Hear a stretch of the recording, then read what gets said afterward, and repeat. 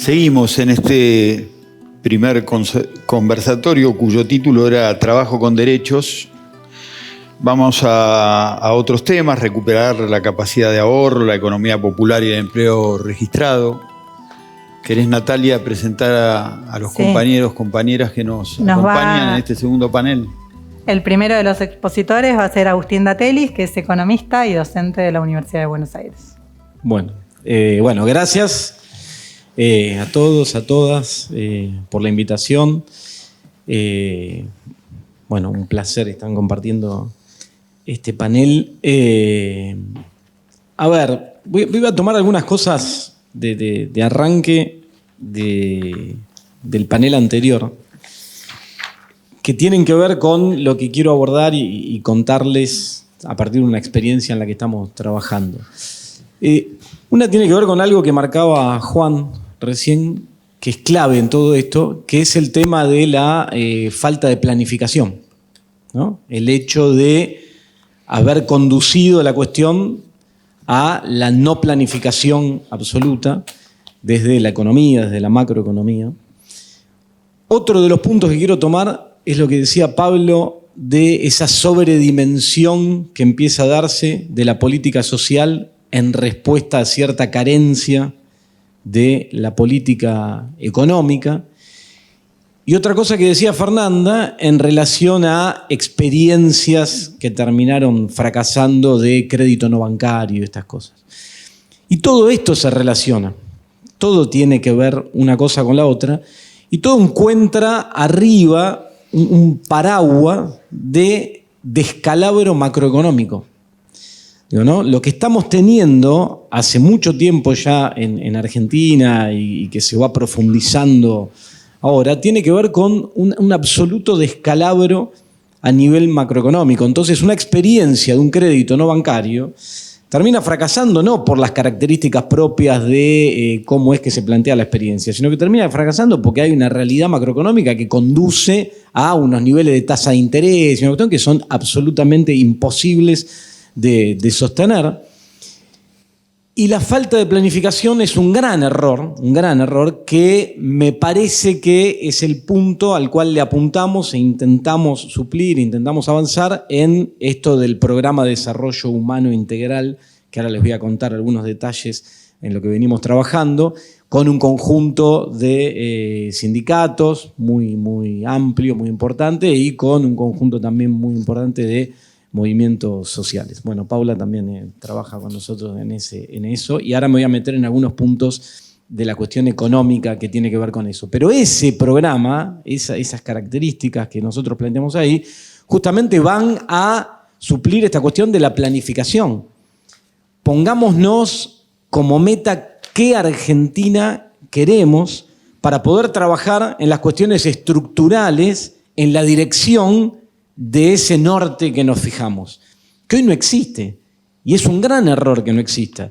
Yo entiendo cierta discusión que hay a partir de la necesidad de un nuevo acuerdo con el Fondo Monetario Internacional y estas cosas, que empieza a colarse en ese debate de no tenemos programa económico porque no es el que el Fondo Monetario pretende, etcétera, etcétera, pero es un error no tenerlo. Hay que ponerlo sobre la mesa y dar esa discusión. Y ese programa económico tiene que contemplar lo que venimos hablando hoy acá. Tiene que contemplar esa necesaria generación de empleo, tiene que identificar sectores estratégicos, tiene que plantear una estrategia de inserción internacional inteligente de Argentina al mundo, tiene que transparentar el rol del Estado en términos de asistencia sobre ciertos sectores estratégicos en los cuales se va a trabajar y a los cuales se le va a canalizar recursos para poder generar empleo. Pero para eso, y para tener ese plan, hay que pensarlo, hay que ponerse de acuerdo entre todos los sectores, hay que ponerlo sobre la mesa, y ese mismo plan va a ayudar a ordenar esa macroeconomía que tenemos que ordenar para que eso pueda tener éxito al final del camino. Porque si no, es absolutamente imposible y entramos en una dinámica de círculo vicioso que es en la que estamos hace muchísimo tiempo. ¿Sí? Y ahora me voy a meter con un punto en particular de lo que trabajamos en esta cuestión, en este programa, que tiene que ver con el ahorro que tiene que ver con la necesidad de generar ahorro en la Argentina, que tiene que ver con la necesidad de cortar el círculo vicioso que tenemos y transformarlo en un círculo virtuoso, y recuperar nuestra moneda, recuperar las características básicas de la moneda, porque ahí está el problema central de todo. Digo, ¿no? Ustedes saben que uno de los grandes problemas centrales de nuestra economía es esta cuestión de la economía bimonetaria, ¿no? Esta cuestión del dólar, del rol que juega, cómo funciona como mecanismo de resguardo, como mecanismo de ahorro. El otro día leía un informe vergonzoso que en la Argentina tenemos el 10% en billetes físicos del circulante de dólares que existe en el mundo. Y supuestamente el gran problema que tenemos es que no tenemos dólares. La gran restricción que enfrenta la economía para desarrollarse, para crecer, para importar bienes de capital, para poder generar trabajo, es que no tenemos esos dólares. Entonces, ¿cómo es esta cuestión?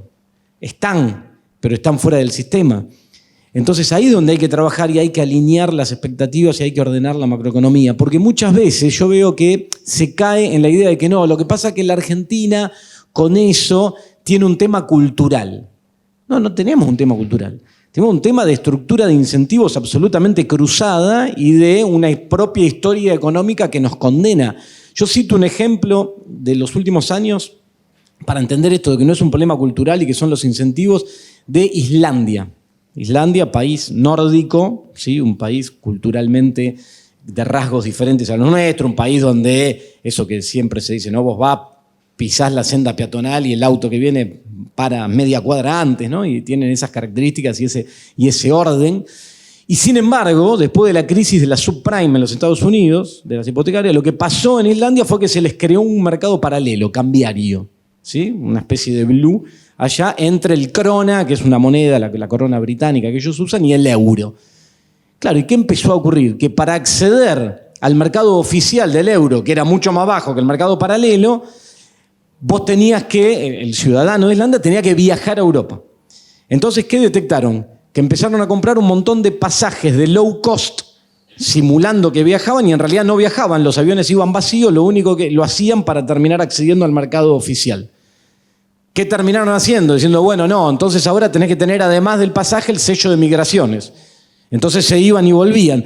Digo, no es una cuestión cultural, no es una cuestión de que nosotros somos desordenados, pero es una cuestión de estructura, de incentivos que necesitamos ordenar porque la economía funciona así. Y la Argentina, el problema central que tenemos es que no tenemos moneda. De las 3 funciones esenciales que tiene que cumplir una moneda, que en el primer curso de economía las estudiás, que tiene que ver con unidad de cuenta, medio de pago, reserva de valor, la moneda nuestra, el peso, no cumple prácticamente con ninguna de esas funciones. Cumple a medias con una de las funciones, que es la de medio de pago. Porque para ir al supermercado se usan pesos, pero para operaciones medianamente relevantes ya no. Entonces hay que recuperar el valor de la moneda porque eso te ordena toda la macroeconomía, porque eso te permite reducir las tasas de interés, porque eso te permite empezar a reducir los niveles de inflación, porque eso te permite ordenar, planificar, mirar para adelante y te permite quebrar el círculo vicioso, ir a un círculo virtuoso, generar empleo y generar desarrollo. En esta idea, cuando se empezó a trabajar en este programa de desarrollo humano integral, que es muy ambicioso, muy amplio, habla de repoblar la Argentina, de crear rápidamente 4 millones de puestos de trabajo, de crear empleo formal, registrado, también trabajo de la economía popular, que implica trabajar sobre la red de transporte a nivel nacional, en la lógica del transporte multimodal, un tema fundamental para el desarrollo argentino también, tanto que se habla de competitividad y la necesidad de devaluar el tipo de cambio atrasado y estas cosas, trabajar en la logística, en la red de transporte, unir el transporte ferroviario con el transporte marítimo, con el camión según la distancia, según los tramos, según la ubicación geográfica, eso es fundamental, sería un shock de competitividad espectacular para la Argentina. Bueno, ese laburo lo tenemos y estamos avanzando en el programa de desarrollo humano integral, pero cuando empezamos a avanzar con todo esto, claro, surge el problema que surge siempre en toda cuestión donde la economía mete la cola, que es el tema del financiamiento. ¿Cómo hacemos para financiarlo? ¿Cómo hacemos para financiar esto? ¿Dónde está la plata? Bueno, y ahí aparece la idea del ahorro nacional. Y ahí se plantearon dos ideas dentro de este programa. Una es la generación de un fondo que se lo llamó Fondo Mujica, que tiene que ver con modificar algunas partidas de impuestos para direccionar recursos hacia este programa y avanzar en este desarrollo. Y otra que metimos, que apunta también a quebrar el círculo vicioso, es el tema de generar un ahorro nacional. Lo que propusimos como idea novedosa, y se puede trabajar y agregar o modificar en ese sentido, pero es una idea novedosa, es tomar el impuesto a las ganancias de la cuarta categoría, el impuesto a las ganancias que pagan los trabajadores registrados a través de su recibo de sueldo, y decir, bueno, a ver, direccionemos un porcentaje de lo recaudado por ese impuesto, en principio un 10%, a un fondo de gestión estatal, un fondo nacional de gestión estatal, pero absolutamente transparente, que direccione esos recursos a la economía real, en el marco de una planificación, que en el marco de esto que planteamos, repoblar la red de transporte, qué sectores de la industria estratégicamente se van a ir desarrollando a lo largo de todo el país, etcétera. Bueno, tomar ese 10%, armar un fondo y ese fondo gestionarlo de manera transparente, direccionando recursos hacia esos sectores de la economía real. Pero además dijimos, vamos a sumar otra cuestión, que es que otorguemos, porque ese 10%, perdón, no lo aclaré, que el trabajador hoy dejaría de pagar a través del impuesto, lo vería reflejado en una cuenta, una especie de cuenta de capitalización, ¿no?, del propio trabajador en este organismo de gestión estatal, que no sería de acceso directo, no es que el trabajador puede ir y sacarlo mañana, tendría un horizonte temporal un poco más largo que permitiría entrar en esta dinámica. Pero además dijimos, sumemos otro 10% que funcione de esta manera. Si el trabajador registrado tiene capacidad de ahorro, en lugar de tomar esa capacidad de ahorro e ir corriendo a la cueva de la esquina, al dólar blue, a lo que sea, y seguir fomentando esta espiral de círculo vicioso, colocara ese ahorro en el fondo, se le reconoce un 10% adicional del impuesto a las ganancias de la cuarta categoría en ese mismo fondo. ¿Se entiende? O sea, vamos a poner números redondos para que se entienda. Pongamos que el tipo paga 100.000 pesos de impuestos, ¿no? Una locura, pero digo un número grande. 10.000 van a la cuenta de capitalización, ¿sí? Si el tipo ahorrara 10.000 pesos, tuviera la capacidad de ahorro por 10.000 pesos y los pone en el fondo, se le reconocen 10.000 adicionales del impuesto. Entonces, habiendo él puesto sus 10.000 pesos de ahorro, ve reflejado 30.000 en esa cuenta, a la cual va a tener acceso en algún horizonte temporal, y además está planteado ahí en el trabajo que haya diferentes modalidades, con algunas con un plazo un poco más largo, otro un plazo más corto. Ahí juegan, bueno, las tasas de interés, los destinos de esos fondos, etcétera, etcétera. Pero ¿qué es lo que acá planteamos como idea novedosa? Utilicemos una herramienta desarrollada dentro de algo que ya está, que además es parte de una gran discusión, el impuesto a las ganancias sobre los salarios, si el salario es ganancia, no es ganancia, etcétera, etcétera, y un reclamo que viene ya de mucho tiempo. Peguémosle esta vuelta de tuerca y apuntemos a modificar este comportamiento que tanto daño nos hace. Apuntemos a generar un fondo nacional de ahorro de gestión estatal trabajado en el marco de una planificación de largo plazo, que todos esos recursos los direccione a esos sectores, priorizando en primera instancia los que tienen alta elasticidad de empleo. Elasticidad de empleo me refiero a que cada punto que crece la actividad genera rápidamente empleo, ¿sí?, a diferencia de otros sectores. Bueno, empecemos a trabajar en sectores que agreguen valor y que, montados sobre esa red de transporte, orienten ese valor agregado a la exportación. Entonces empezamos a modificar nuestra matriz exportadora para generar divisas.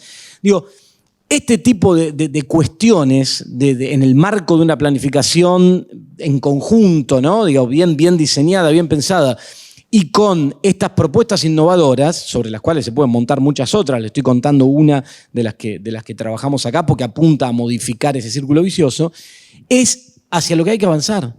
Digamos, hoy, en este descalabro macroeconómico que tenemos, si no generamos alguna cuestión de ruptura innovadora en alguna de estos aspectos, no no tenemos destino. O sea, va a ser imposible modificar esta dinámica en la que hoy nos encontramos porque todos los incentivos están cruzados, absolutamente todos. El gran problema que tiene hoy la economía argentina es la restricción externa que le decimos los economistas, esa falta de dólares que nos va a condicionar el crecimiento de acá en adelante. Y hoy todos los incentivos cruzados están a que esos dólares no lleguen.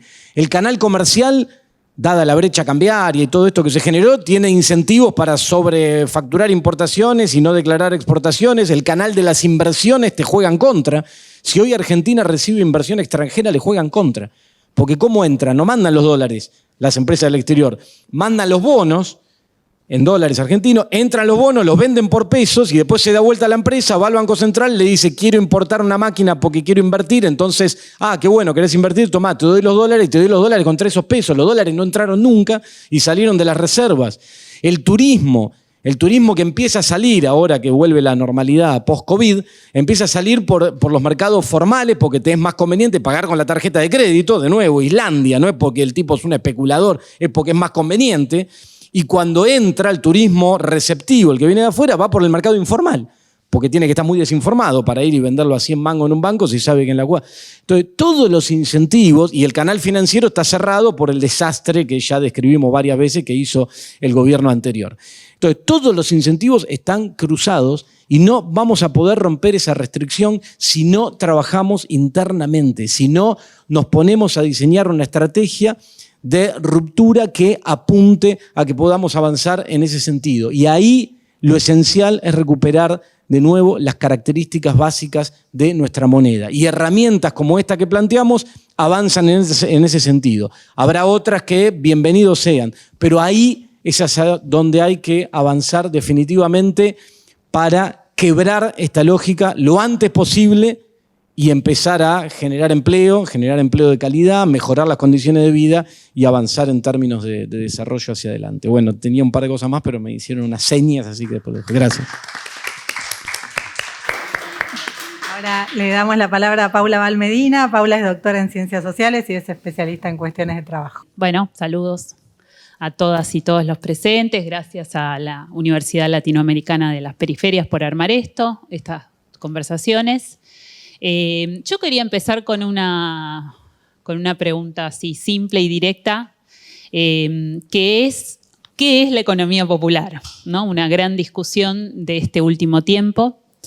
Y en principio decir que es un término que un sujeto colectivo que se organizó, se dio a sí mismo y que hoy puede ser reconocido a través de una sigla, que es la Unión de Trabajadores de la Economía Popular, la UTEP.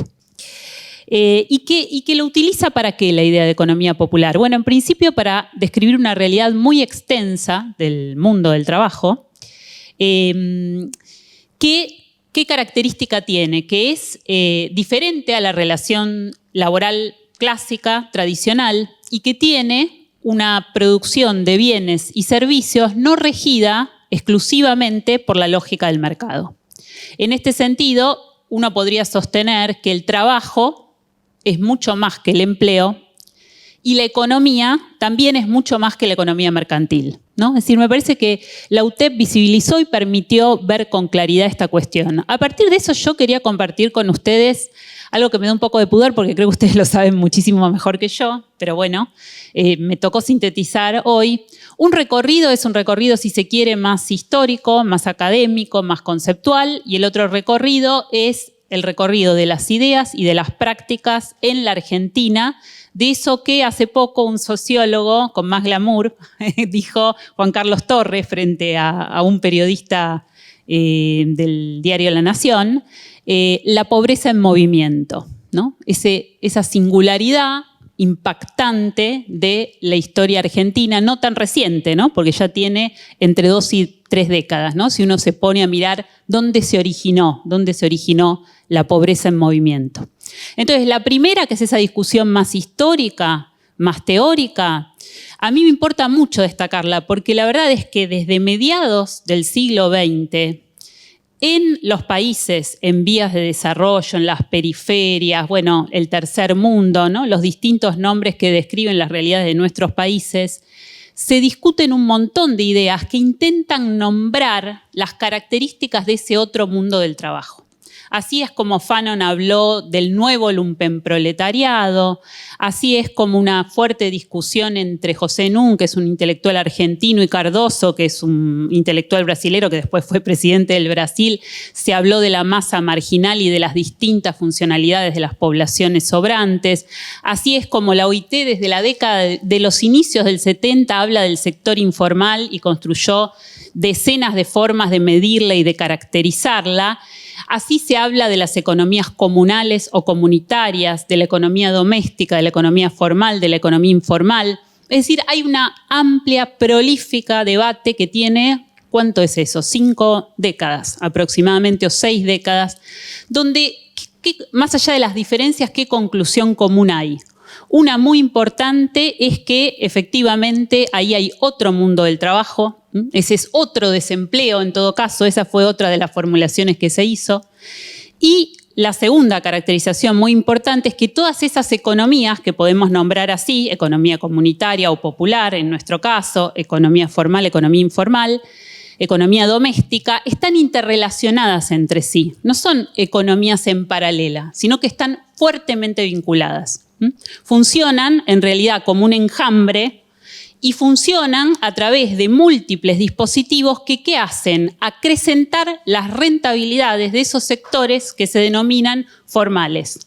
Entonces hay transferencias permanentes y cotidianas desde las economías domésticas, comunales y populares hacia los sectores más concentrados de la economía. Esa es una vieja discusión que la dieron todos estos organismos regionales e internacionales, ¿no? La OIT, CEPAL, PREALC, etcétera, los teóricos de la dependencia, etcétera. Entonces, ¿qué pasa con ese tipo de interrelaciones? Bueno, generan como dispositivo constitutivo del mundo del trabajo la desigualdad y la injusticia. Digo, son las nuevas formas de la injusticia social. Entonces, para mí es muy importante reconocer esto porque cuando Juan hablaba antes de la necesidad de plantear de una vez por todas un salario básico universal, y un salario social complementario, digamos, y esa interrelación, a mí me parece que es importante saber que desde toda esta abundancia de reflexión teórica y empírica y de evidencia histórica, eso tiene que ser entendido como una forma de restituir valores que no se pagan a millones de trabajadores que realizan numerosas actividades sumamente importantes y que no se valorizan o que se subremuneran, ¿no? Esa es como parte de la realidad del trabajo. Después, un segundo recorrido que yo quería compartir con ustedes, que es el de la Argentina, ¿no? Que creo que también es muy importante destacarlo porque tiene como distintas aristas, ¿no? Hay una que es la lucha colectiva, que me parece muy importante, que uno dice, bueno, ¿dónde se originó la lucha colectiva? Y bueno, y si uno se quiere ir a su origen, yo pienso en el Cutralcaso, ¿no?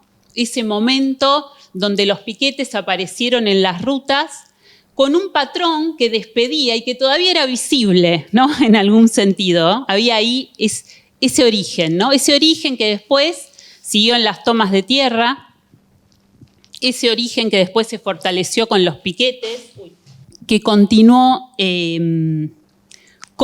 podríamos llegar hasta lo más reciente, las grandes y las masivas movilizaciones sociales entre San Cayetano y la Plaza de Mayo, en particular las del 7 de agosto, ¿no? Que fueron desde el 7 de agosto de 2016 en adelante realmente muy impactantes. Entonces hay un proceso de organización colectiva. Un segundo tema, una segunda cosa para mirar es el proceso subjetivo que acompaña al primero. Porque efectivamente lo que comienza a pasar con los trabajadores que habían quedado inicialmente y se autoidentificaban con la idea de desocupado y despedido, empieza a haber lo que uno podría llamar una rebelión subjetiva, ¿no? Una rebelión profunda de las estructuras de la identidad. Una capacidad para rechazar esta idea de que somos población sobrante para gritar articuladamente somos lo que falta, ¿no? Que es como la gran consigna que aparece ya en el Teatro Verdi en 2010, bueno, en distintos momentos. Un tercer elemento que me parece que también es muy importante destacar es el proceso de organización de territorialidad y de gremialidad. Y eso implica la reorganización del trabajo y del tejido comunitario en términos generales. Entonces ahí encontramos, cualquiera que va y que conoce un barrio, sabe que uno entra a un barrio y aparecen las cooperativas, las panaderías, los lavaderos de autos de las organizaciones, los comedores, los espacios de cuidado de la infancia, las plantas de reciclaje y recuperación. Es decir, aparecen una enorme multiplicidad de trabajos. Y en y esa combinación de gremialidad, de territorialidad, de trabajo y de tejido comunitario, quizás es una de las cosas más ricas de este fenómeno extraordinario que es la pobreza en movimiento. Que como dice Juan, decía Juan antes, no es el total, es un sector el que ha logrado organizarse, pero es un sector que viene creciendo de manera exponencial y que tracciona, me parece, con una hoja de ruta al conjunto que aún permanece como economía popular diseminada. Entonces, me parece a mí que en este sentido tiene una importancia fundamental. Y cuando uno mira la gremialidad, eso que empezó en el 2010 con la fundación de lo que entonces se llamó la CETEP y que hoy llegó un poco acá en eso por resolución del ministro de Trabajo, a ser reconocido como la Unión de Trabajadores de la Economía Popular con competencias y prerrogativas similares a las de los sindicatos con personería gremial. Bueno, ese proceso es también muy importante. Finalmente, encontramos otra hoja de ruta de acumulación que tiene que ver con la forma en que los sectores populares, así organizados, logran imprimir en la materialidad del Estado cierta visibilidad, ciertas políticas públicas y ciertas conquistas, incipientes, ínfimas, mínimas, irrisorias, pero de todas maneras hay una posibilidad de ubicar esas conquistas, ¿no? Unas muy importantes que mencionaba Fernanda Raberta antes son, y yo creo que tenemos que decirlas siempre, efectivamente, porque además buena parte de nuestros problemas tienen que ver con cómo construimos una alianza sustantiva, no una alianza meramente electoral, y en ese punto las definiciones de la AUH y de la ampliación de la cobertura jubilatoria fueron fundamentales para reconocer ese otro mundo del trabajo y los derechos conculcados a ese otro mundo del trabajo, y entonces reconocer a los niños y a los mayores, ¿no? Y en esa desigualdad respecto de los trabajadores registrados, asalariados, típicos. Entonces, están esas dos y después aparecen todas estas que fueron ya abundantemente nombradas, así que las voy a decir muy rápido, que son el salario social complementario, los registros, el RENATEP, pero también el RENAVAP, ¿no? Otro antecedente muy importante, el registro de barrios populares, el registro de la agricultura familiar, los registros, las formas de registración de esos trabajadores, por supuesto, de nuevo, el reconocimiento de sus organizaciones, de su herramienta gremial. Y en ese marco, digamos, viene esta discusión que está ahora instalada en la Argentina, que es impresionante, que es, bueno, transformemos ese sector de la economía popular, ese que viene discutiendo de algún modo América Latina desde la década del 50 del siglo pasado, y no ocurre, ¿no? Llevamos 5, 6, 7 décadas con este proceso de agotamiento, transformémoslo en empleo registrado y genuino. Y la verdad que esa vía hay que dejarla abierta, hay que impulsarla, pero sabemos que es insuficiente porque no hay un fenómeno transitorio, hay una forma de funcionamiento de la estructura productiva y de la estructura social que no se modifica con el voluntarismo de creer que todos van a poder ser empleados registrados. Entonces ahí es donde aparece la hoja de ruta de la economía popular como una hoja de ruta para la dignificación, para esto que llamamos desarrollo humano integral, y que lo que requiere es construir un sistema de derechos, porque los trabajadores de la economía popular no tienen derechos elementales, como el derecho a las vacaciones, el derecho a licencias por enfermedad. Es decir, el conjunto de derechos que tienen los trabajadores asalariados registrados son los que carecen este otro conjunto de trabajadores. Entonces hay que reconstruir ese sistema de derechos y hay que pensar de qué modo se redistribuyen entre estas economías que están interrelacionadas del modo que antes comentaba, la comunal, la popular y la formal, recursos para reconocer el valor que producen estos trabajadores, y en ese sentido la política del salario básico y la política del salario social complementario me parece a mí que son instrumentos muy importantes. Bueno, lo dejo ahí.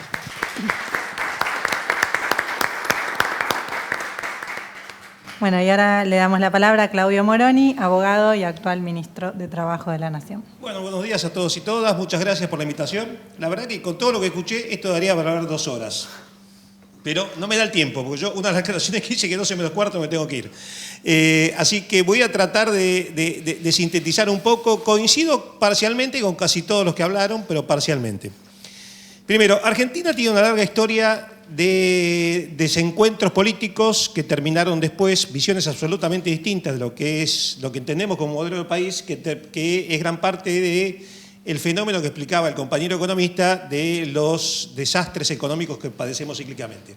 O sea, la restricción externa empezó en el 52. En el 52 tuvimos el primer atisbo de la restricción externa. El general trató de resolverlo con el famoso Congreso Argentino de la Productividad, que algún día lo reeditaremos, y no funcionó. O sea que es un fenómeno que ya es cíclico, pero es consecuencia de desencuentros políticos. O sea, podemos discutir mucho, pero los desatinos económicos son consecuencias de desencuentros políticos, visiones distintas de qué país queremos.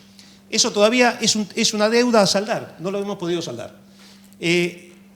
Saldar esa deuda es lo que planteaba él. Nosotros necesitamos un contexto de desarrollo normal. Si nosotros nos vamos a un contexto de desarrollo, todo lo que estamos planteando son palabras que pueden terminar en fracasos.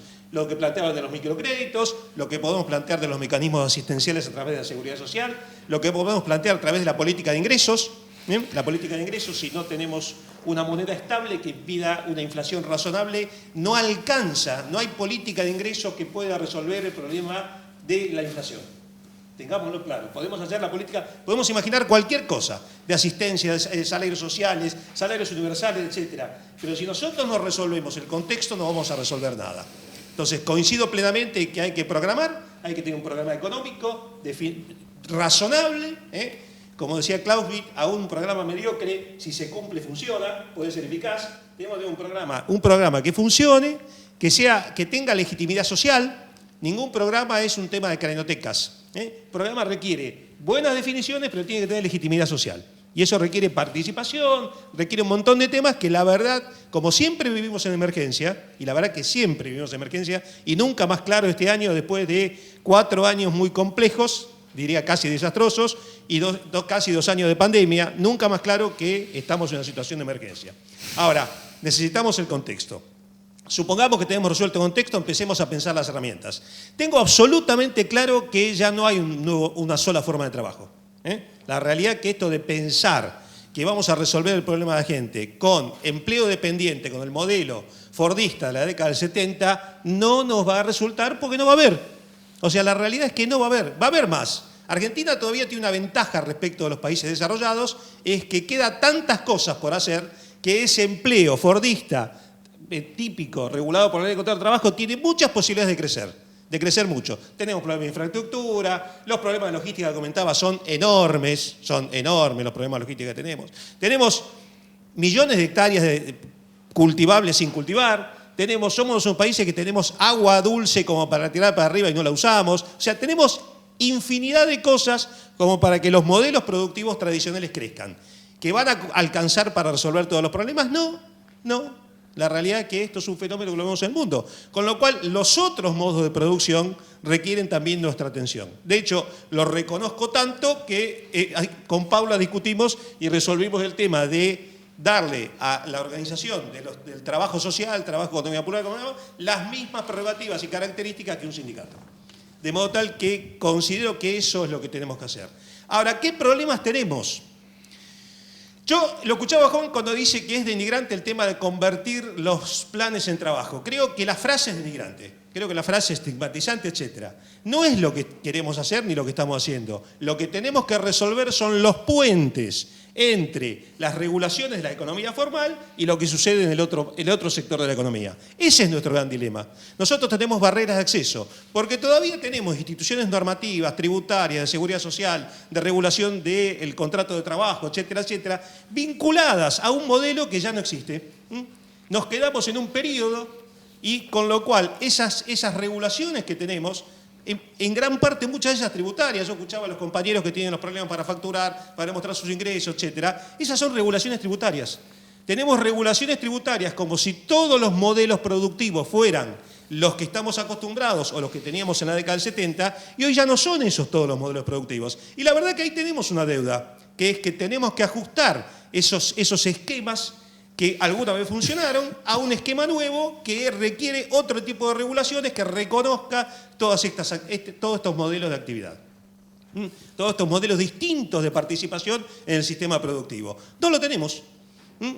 Planteábamos las cooperativas. La verdad es que Argentina tiene un gran desarrollo de cooperativas y mutuales, pero la verdad pensadas en aquella época también. La verdad pensadas en aquella época. Pensadas en una época en donde podían tener todo otro sistema de organización, otro sistema de registración, etc. Tenemos que pensar otras cosas. Particularmente creo, acá tiene una opinión que no, pero así para... No creo en las organizaciones cooperativas gigantes. La verdad es que creo que pierden la posibilidad de los mecanismos de democracia interna. Una cooperativa de 20.000 trabajadores difícilmente pueda articular su mecanismo, pero es una opinión personal. Tenemos que pensar en cómo ajustamos los modelos tributarios, cómo ajustamos los modelos de beneficio de la seguridad social, cómo ajustamos todo a las nuevas realidades de formas de trabajo. Acabamos con tema política de ingresos, con el tema del famoso salario. Yo creo que mientras haga falta sistemas de asistencia focalizadas y temporales, hay que darlas. O sea, soy absolutamente convencido de que si algo no tuvo el Estado argentino ni va a tener este gobierno, son políticas crueles. Políticas crueles de dejar gente sin nada. Ahora, estratificar la situación en un sistema de ingresos universales, de salario universal de tipo, sigo sin estar de acuerdo. O sea, creo que tenemos que... lo primero que no nos podemos resignar es a que todo el mundo se incorpore de algún modo en las distintas formas de trabajo. Cuando yo hablo de trabajo, no hablo de trabajo registrado o salario formal, sino en las distintas formas de trabajo, y tenemos el deber desde el Estado de ver cómo que hacemos que esas distintas formas de trabajo tengan protecciones adecuadas. Ahora, la verdad, en muchos aspectos, a mí, cuando escucho las discusiones, sobre todo en todas partes del mundo, está esta discusión del salario universal, del ingreso universal, y creo que se intentó mucho en el gobierno anterior de dar ingresos lo más universalizados posibles, lo más amplios posibles para calmar conflictos. Me suena eso, me suena que lo que estamos haciendo, estamos viendo cómo resolvemos una conflictividad a través de transferencia de ingresos. La verdad que no me parece el modelo adecuado. Se puede discutir, es un modelo a discutir, pero creo que el gran desafío que tienen el gobierno y tenemos todos ahora es tener un programa económico que permita que esto tenga un marco adecuado de desarrollo. Argentina vive en crisis cíclicas. Las crisis cíclicas terminamos con el jugo de la oca. Cada vez que pasa una crisis arrancamos cuatro lugares atrás. Y la verdad que si nosotros seguimos con crisis cíclicas, si vamos a un modelo que avanzamos y ¡prum!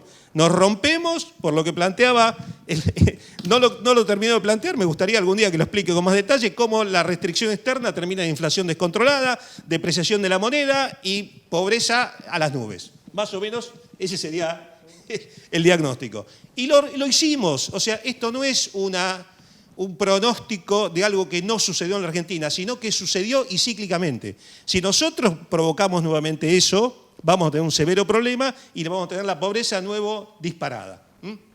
Entonces, tenemos que tener ese contexto tiene que ser un modelo de desarrollo inclusivo. Hemos tenido modelos de desarrollo que tuvieron algún éxito, pero que no fueron inclusivos, que expulsaron gente. Por supuesto, un modelo de desarrollo, que ese programa de desarrollo tiene que ser un programa inclusivo.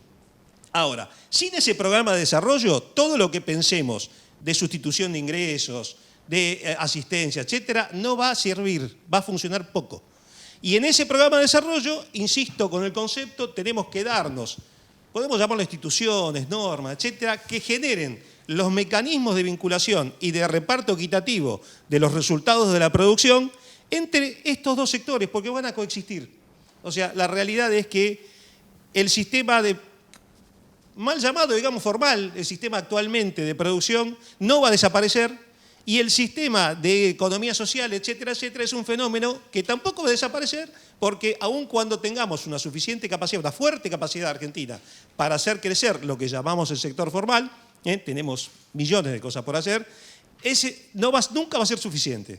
Entonces lo que tenemos que generar son instituciones adecuadas para que ambos sectores coexistan, participen de la actividad en igualdad de condiciones, tengan tributación adecuada, registración adecuada, formalidad adecuada, de modo tal que la formalidad no sea una barrera de acceso, que es lo que termina sucediendo. Los sistemas de formalización terminan siendo barrera de acceso y eso es lo que estamos tratando de ir eliminando. Hay un proyecto muy interesante que está trabajando la FIP respecto del monotributo que tiende a esa cuestión. Y esto solo se puede hacer, insisto, en un marco de una estabilidad política. Que le dé la estabilidad política se requiere porque un programa de desarrollo tiene que tener legitimidad social. O sea, un programa de desarrollo no puede ser llevado a patadas. Tiene que tener legitimidad social. De modo tal que requiere una serie de acuerdos que hoy todavía no lo estamos logrando. Muchas gracias. Muchas gracias, Claudio. Bueno, muchas gracias. Sabemos que el ministro tiene los minutos contados. Gracias, Agustín, gracias, Paula, gracias, Claudio, gracias por las ideas, que fueron muchas y muy interesantes. Escojo 3, poner como meta qué Argentina queremos. Es de una densidad conceptual bien importante. Cómo construir un corpus de derechos para los trabajadores de la economía popular y relacionado una formulación que es también muy interesante, los desatinos económicos como producto de las desavenencias políticas. Y eso también es todo un gran tema que formará parte de estas ideas que queremos exponer. Como en el conversatorio anterior o como en la secuencia anterior, le damos la posibilidad a compañeros, compañeras de la economía popular que pudieran hacer algunas preguntas. Nos tomamos un segundo para eso y si querés, Claudio, te liberamos porque sabemos que tenés los minutos contados. Hola, mi nombre es Jorge Rocaro, soy cartonero y me quedó un poco esto de recuperar el peso, que creo que empezaste con esas palabras y la capacidad de ahorro, ¿no? Porque es algo que sale en los barrios. Si puedo ahorrar 2 pesos, ¿para qué voy a ahorrar si en meses los 2 pesos ya pierde el valor? Eso es algo importante. Y no tienen, y muchas veces se pregunta si tengo ahorro, capacidad de ahorro, ¿en qué lo hago? ¿En qué lo hago? Los que les cuesta llegar a fin de mes, ¿no? Eso para mí es algo importante. Después, bueno, le quería preguntar al ministro sobre el trabajo, esto de la conversión de los planes de trabajo, que nosotros tenemos una postura trabajadora, que somos trabajadores, que la economía popular no es de hace 10 años que venimos, nosotros nos inventamos el trabajo en el 2001 y la crisis y los años siguen pasando y el mercado formal no tiene las condiciones y creo que no va a tener las condiciones de garantizar esa reconversión que el Estado busca. Después hay algo claro que me queda como reflexión, es ¿cuándo se va a tomar la decisión para no... ¿Cuándo se va a tomar la decisión definitiva? No sé, pero ahí creo que hay que pensar políticas más como yendo al grueso, porque seguimos siendo los últimos o seguimos estando en la última fila. Los que vivimos en el barrio sentimos eso. Hay algo que decía vos, Paula, que entrar en un barrio te encontrás con varias comunidades organizadas, varios espacios organizados, y sigue siendo así. Sigue siendo así, hay que plantarse de ese lado. Creo que el Estado... Se lo quería decir un poco, pero hay que tomar esa decisión. Hay una palabra que usamos fuerte, pero no la voy a decir, pero que hay que ponerlo sobre la mesa porque seguimos siendo los últimos y la necesidad de los que vivimos en el barrio se sigue sintiendo y cada vez que pasan los años siguen pasando lo mismo. No se entendió bien, pero una No, sí, se entendió. Se entendió perfecto. Se entendió perfecto. Y uno de los propósitos de este espacio es que se escuche esa voz de los últimos. Una cosa, la realidad, que siempre... donde la puedo hablar, que son nuestros pibes y pibas, la juventud, ¿no? La falta de oportunidades que le falta, ¿entendés? Hay pibes y pibas de 16, 17 años que son padres, madres, que no tienen la posibilidad de encontrar un trabajo, no. Van a las cooperativas, van a lugares donde lo pueden contener. Eso, y son el futuro, ¿no? Son el futuro de nuestro país. Eso también, eso es clave. Porque si no, ¿cómo pensamos una Argentina o la reconstrucción de una Argentina si no pensamos en esos pibes, en las posibilidades de oportunidades, de trabajo, de educación, de deporte, de un montón de cuestiones que puedan estar contenido y también ayudarlos, ¿no? A reconstruir su vida porque tienen un proceso de familias golpeadas, porque lo vivimos cada día, golpeadas por un montón de cosas que suele pasar, ¿no? Eso también es importante. Creo que nuestra juventud está perdiendo el horizonte. Y si no cambiamos o no pensamos políticas hacia ese sector, vamos a ir en el mismo camino. O algo clave que dijeron, ¿no?, sobre la universidad, cómo los profesionales van y acompañan a esos pibes por la universidad, o pensar un barrio distinto, un trabajo distinto, un montón de cosas distintas.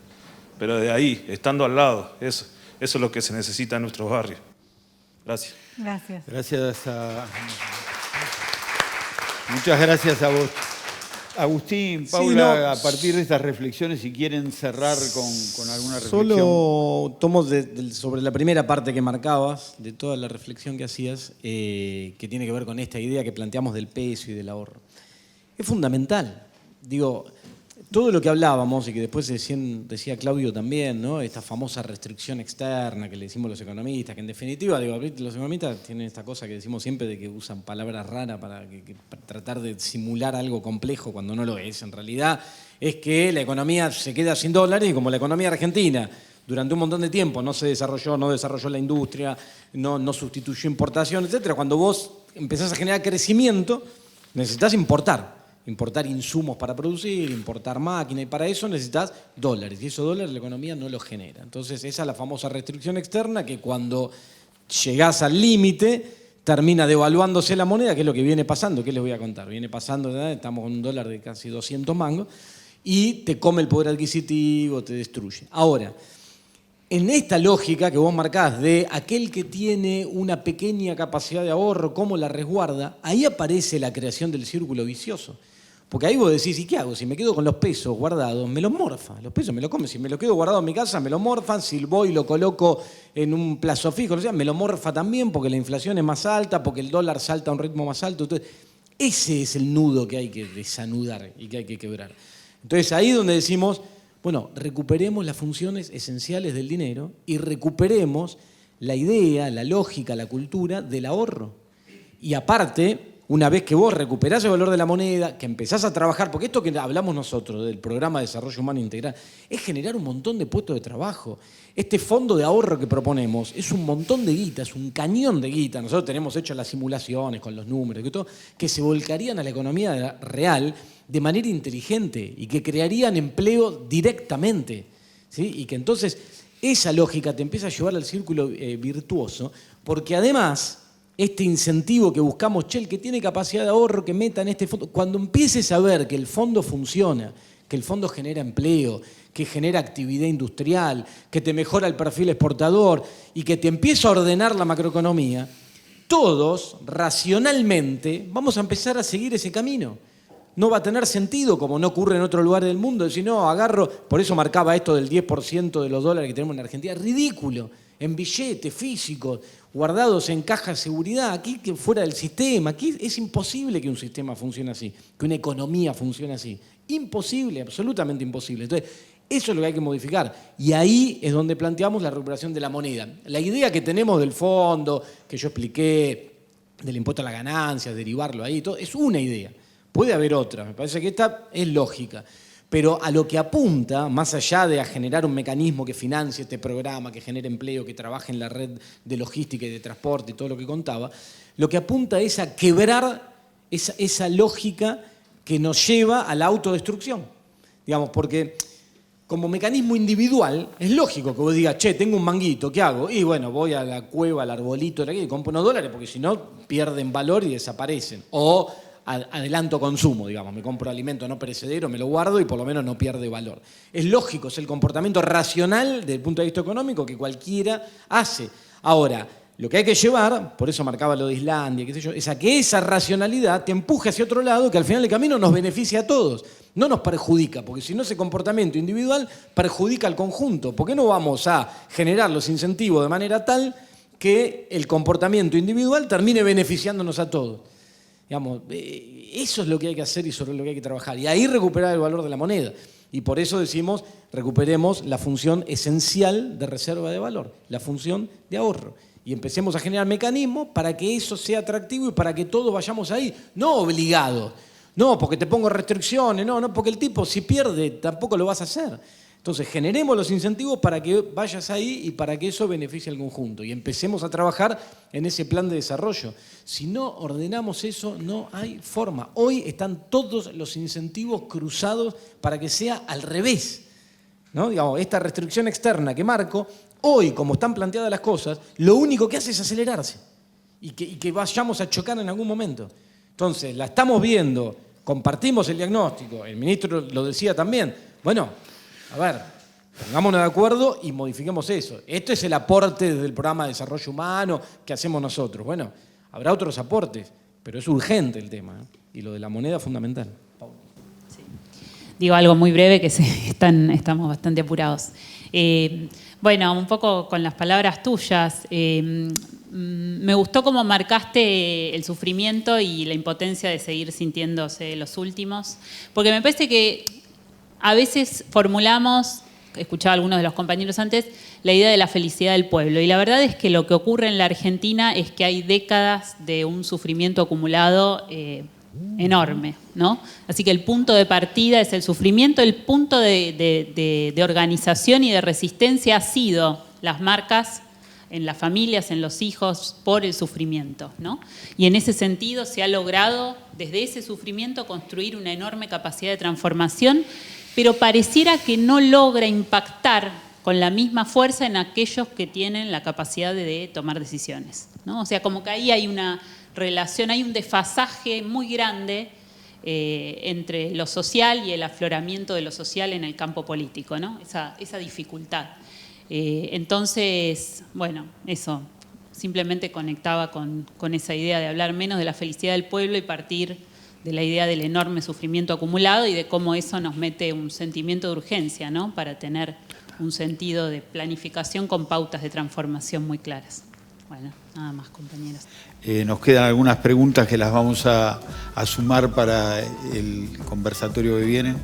De verdad nos han dejado ideas muy, muy interesantes para seguir pensando. Muchas gracias de nuevo.